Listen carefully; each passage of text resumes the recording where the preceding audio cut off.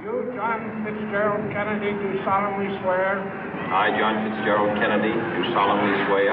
That you will faithfully execute the office of President of the United States. That I will faithfully execute the office of President of the United States.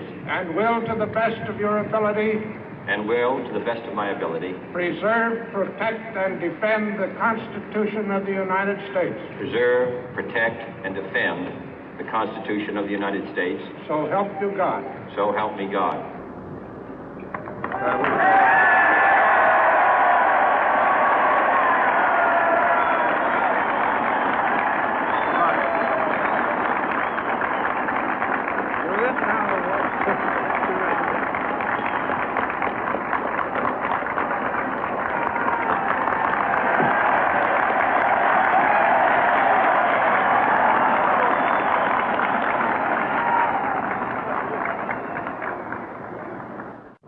Vice President Johnson, Mr. Speaker, Mr. Chief Justice, President Eisenhower, Vice President Nixon, President Truman, Reverend clergy, fellow citizens. We observe today not a victory of party, but a celebration of freedom, symbolizing an end as well as a beginning, signifying renewal as well as change. For I have sworn before you and Almighty God the same solemn oath our forebears prescribed nearly a century and 3/4 ago.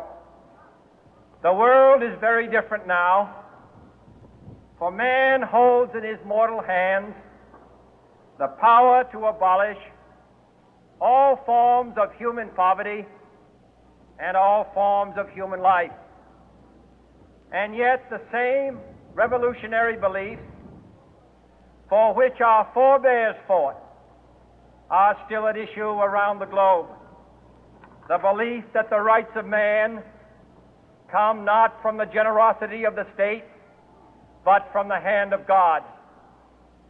We dare not forget today that we are the heirs of that first revolution.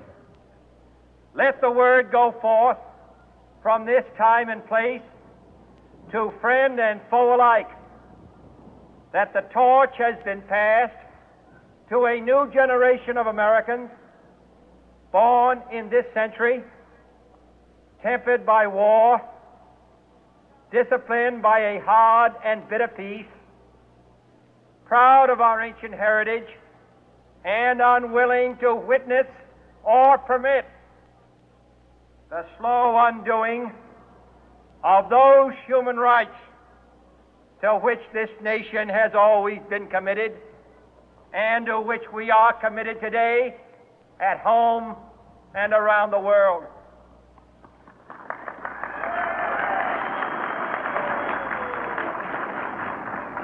Let every nation know, whether it wishes us well or ill, that we shall pay any price, bear any burden, meet any hardship, support any friend, oppose any foe to assure the survival and the success of liberty.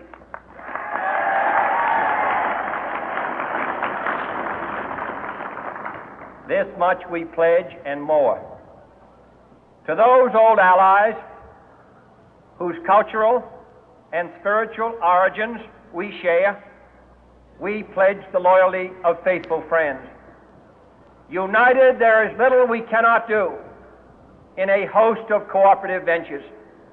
Divided, there is little we can do, for we dare not meet a powerful challenge at odds and split asunder.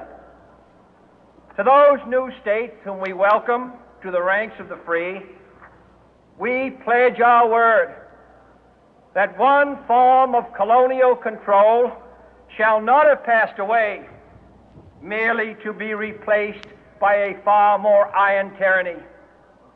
We shall not always expect to find them supporting our view, but we shall always hope to find them strongly supporting their own freedom, and to remember that in the past, those who foolishly sought power by riding the back of the tiger ended up inside.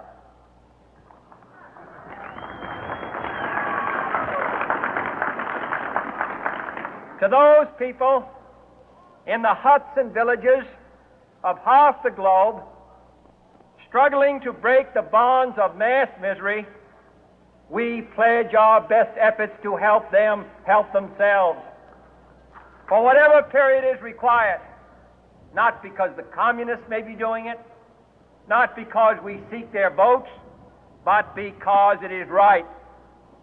If a free society cannot help the many who are poor, it cannot save the few who are rich.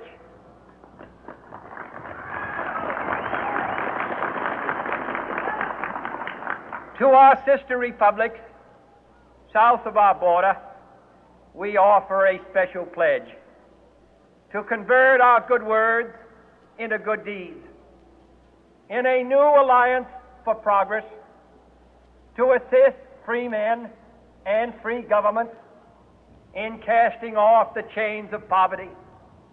But this peaceful revolution of hope cannot become the prey of hostile powers. Let all our neighbors know that we shall join with them to oppose aggression or subversion anywhere in the Americas. And let every other power know that this hemisphere intends to remain the master of its own house.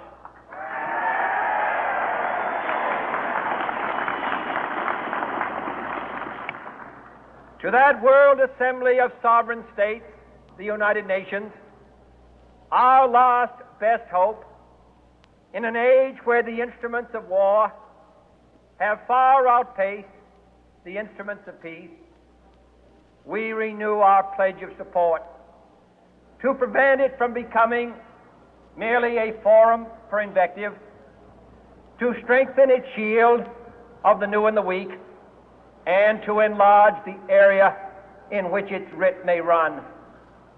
Finally, to those nations who would make themselves our adversary, we offer not a pledge, but a request that both sides begin anew the quest for peace.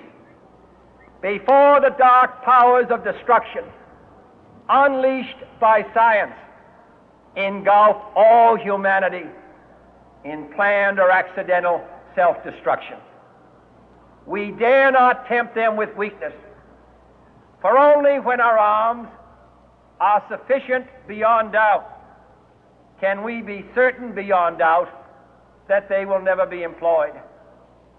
But neither can two great and powerful groups of nations take comfort from our present course, both sides overburdened by the cost of modern weapons, both rightly alarmed by the steady spread of the deadly atom, yet both racing to alter that uncertain balance of terror that stays the hand of mankind's final war. So let us begin anew, remembering on both sides that civility is not a sign of weakness, and sincerity is always subject to proof. Let us never negotiate out of fear, but let us never fear to negotiate.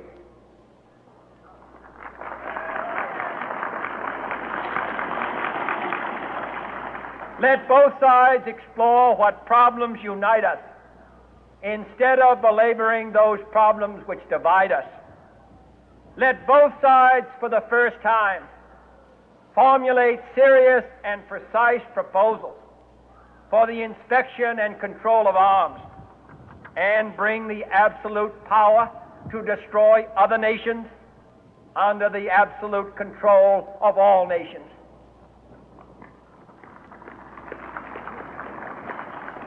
Let both sides seek to invoke the wonders of science instead of its terrors. Together, let us explore the stars, conquer the deserts, eradicate disease.